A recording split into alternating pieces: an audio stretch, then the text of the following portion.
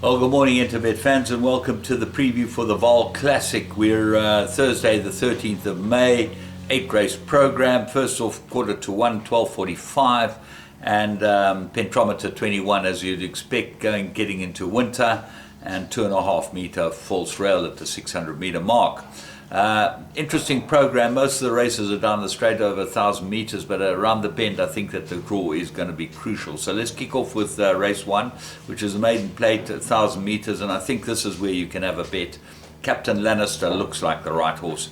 Was back first time out, ran a very good race indeed, and Munger gets a chance again for the Fortune stable, and I would think this looks like one that should win.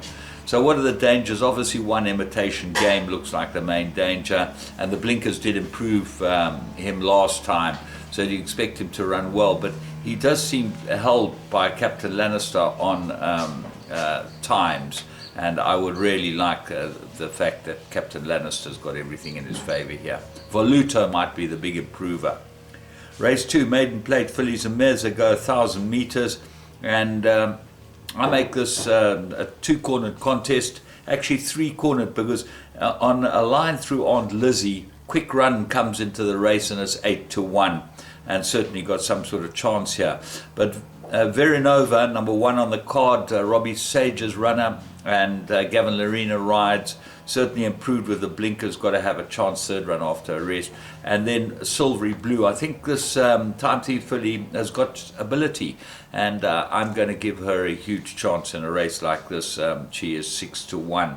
There's others that might improve. Sky Kingdom looks like an improver with the blinkers off it. Kamalo stays with it, and Talladega definitely gets the blinkers third run after a rest and might be the big improver here, 12-1. I think there's a quartet race, and I would put in Abilis in your quartet. That might improve as well. But those that I mentioned, including Spanish Song, might be worth taking floating bankers and box quartets and see if you can get a bit of a result.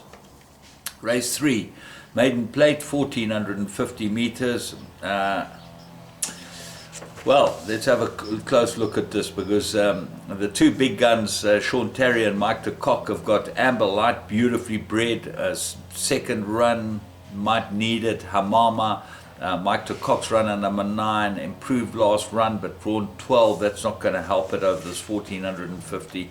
Ice Dancer's got the blinkers off. Ricardo looks like an improver. There's some collateral form with him and number 6, Passing Shot, but Passing Shot drawn 11. And then Grace from Above. Have a very close look at this. This might end up being the right horse here. Drawn 2, course and distance, third run, lots to like about it. Could be the one that will unlock the key for race 3, but I think it's a tough race to start off the Pick 6. Race 4, Mary rated 96, 1,450 meters, and this looks like 2 horses or field. Bowie and the Contractor look like they should fight it out, both at the bottom of the weights, both got good form, and both certainly well suited by this course and distance. But then there are a number of other horses that got chances. Kayla's Champ won well last time. She's got tons of ability, this filly, and you'd think of draw 1 she could go in. Indigo, third run after a rest. He's got a bit of ability too. Stone Cold looks like an improver. Rock of Africa, Captain Tortuga, Spice Market could improve too, and Stop for Nothing, of course, a distance winner. So when you start looking at it and start dissecting it, it is quite difficult apart from those 2 horses. Race 5, Classified 1,800. Here I'm going strongly with number 11, Sansine. She does look like the right horse. She's got exceptional form after winning her maiden, and I think she's going to be very difficult to beat here. She's drawn 12, which is not in her favor, but she does have Hewitson, which is a huge plus.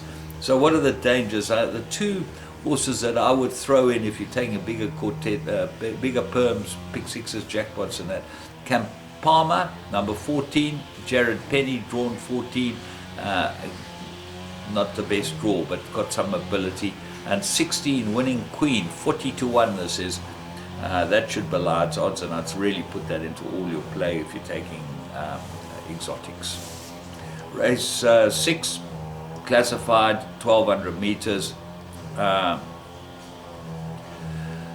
It's very interesting, this race, because it's a 1200, so the draw is vitally important. I'm going to go with number 7 on a high note, 4-1, Gavin Larena, from a good stable, third run after a rest, and came from absolutely motherless last time with Randall Simons on it. Larena gets a leg up again, got to have a big chance.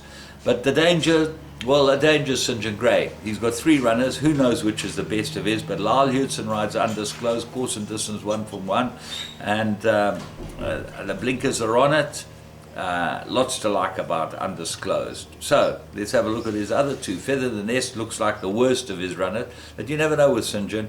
And Certifiable looks like a big improver, gets Kamala and a draw 4. So Hudson's now got off Certifiable on undisclosed.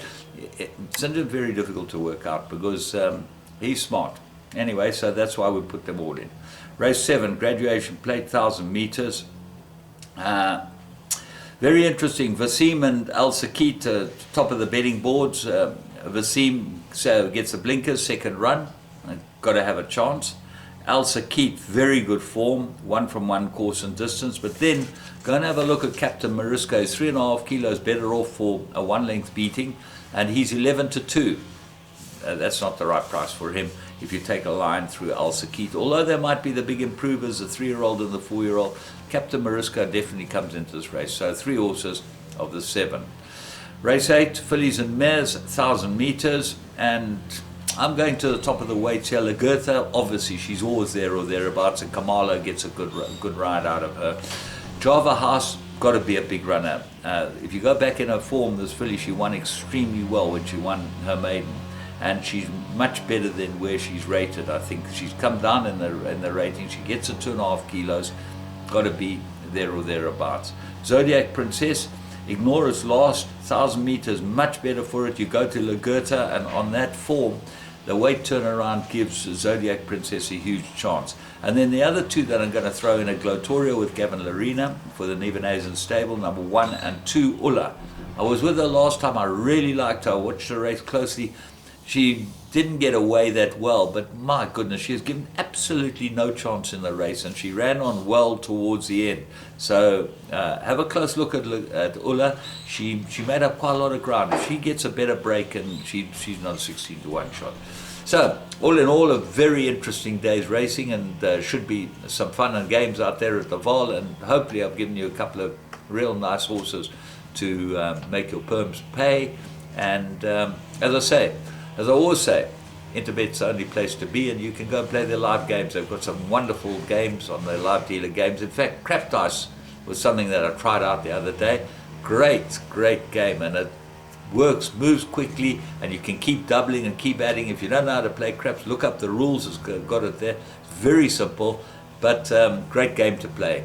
From me, James Goodman, and the whole Interbet team, have a great day at the Vaal.